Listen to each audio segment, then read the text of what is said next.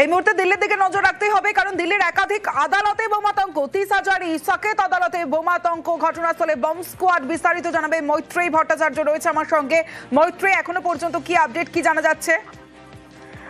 দেখো, এখনো পর্যন্ত যেটা জানা যাচ্ছে যে দিল্লির 30,000 এবং সাকেত কোর্টে হুমকি ইমেল এসেছে, যেখানে বোম থাকার কথা বলা হয়েছে এবং তারপরে সেখানে বম স্কোয়াড পৌঁছেছে এবং একই সঙ্গে সেখানে বম স্কোয়াড এসে গোটা ঘটনা দেখছে। এবং এখানেই তোমাকে জানিয়ে রাখতে চাইবো, এর সঙ্গে সঙ্গে রোহিণী, দ্বারকা, সাকেত এবং পাটিয়ালা কোর্টেও কিন্তু একই সঙ্গে বম থ্রেট এসছে বলে এখনো পর্যন্ত জানা যাচ্ছে।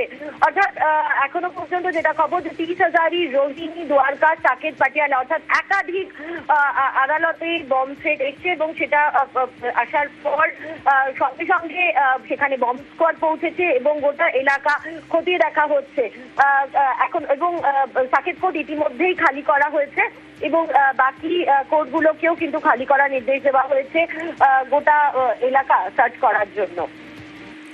মৈত্রী, আরো একবার জানতে চাইবো যে দিল্লি পুলিশ এই ঘটনার পর কি কি ব্যবস্থা নিয়েছে এখনো পর্যন্ত, কারণ শুধু 30,000 সাকেত নয়, রোহিণী সহ, পাটিয়ালা সহ একাধিক আদালতে বোমাতঙ্কের যে খবর পাওয়া যাচ্ছে, তারপরে দিল্লি পুলিশের তৎপরতা কতটা?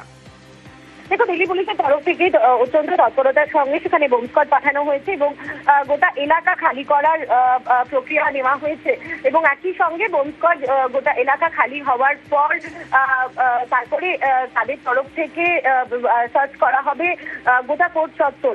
এবং একই সঙ্গে পুলিশ এটাও খতিয়ে দেখার চেষ্টা করছে যে এই যে বোম থ্রেট এসছে সেটার অরিজিন কোথা থেকে হয়েছে, কে বা কারা এই বোম থ্রেটটা দিয়েছে এবং কোথা থেকে এই বোমাতঙ্কটা ছড়ানো, সেটাও খতিয়ে দেখার চেষ্টা করছে। বেশ।